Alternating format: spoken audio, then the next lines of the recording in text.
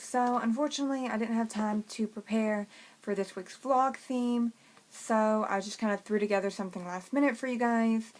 I was going to film this yesterday originally, but I literally woke up in the morning and I just felt an extreme lack of motivation. It was horrible to wake up and actually get myself to do anything. It was like pulling out my own teeth just to brush my hair. And by the time I did feel better and ready to film this video, my ACT scores came in, and they weren't exactly what I wanted them to be, so I wasn't in the greatest mood after that. And then all day today I've been at my grandparents', and it's like 6:30 now, and I had to turn on my lights again, so we have this great lighting. Fun times. So anyway, I just kind of threw it together a last minute theme.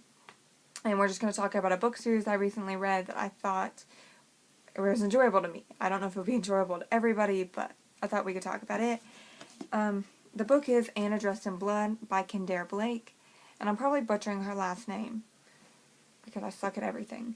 But so I'm just going to read you the summary, and then I will talk a little bit more about the book. Just your average boy meets girl, girl kills people story. Cass Lowood has inherited an unusual vocation. He kills the dead.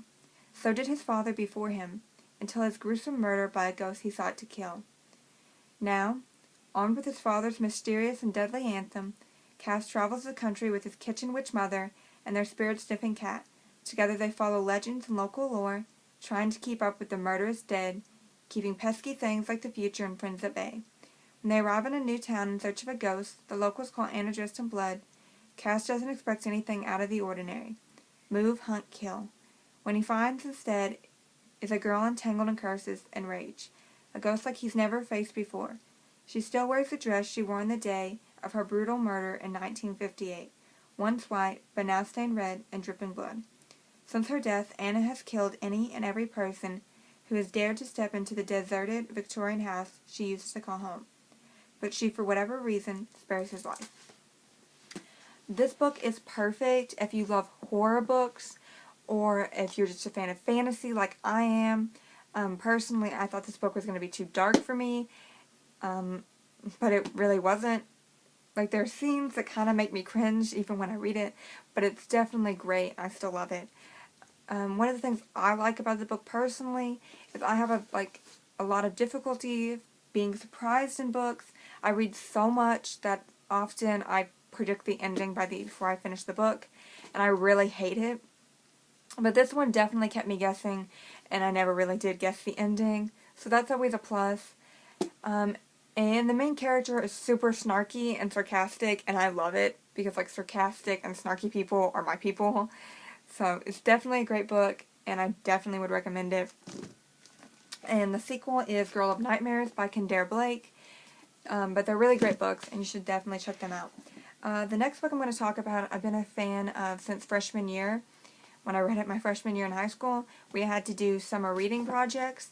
And at first I was really bummed, but I guess my life got changed after I read this book.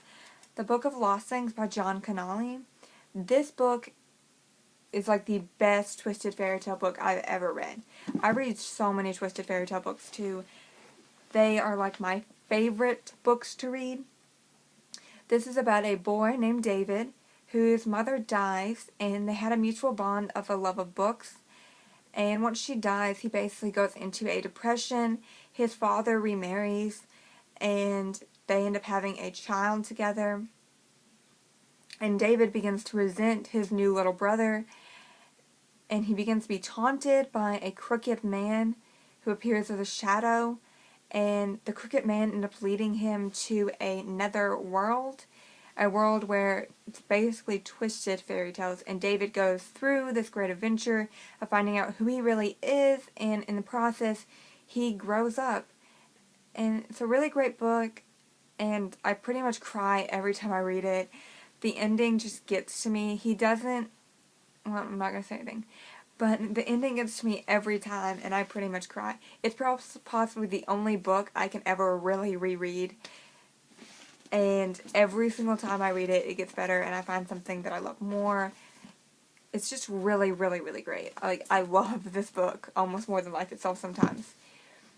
So yeah, that's kind of all I have this week. I love you guys as always though, and I am on spring break, so I will be trying to film a lot more, so don't fret. I'm going to get to the original M suggestions on Tumblr, and hopefully those will be up. I might even film some tomorrow, so be on the lookout for that. As always, I love you guys, and I will see you later this week.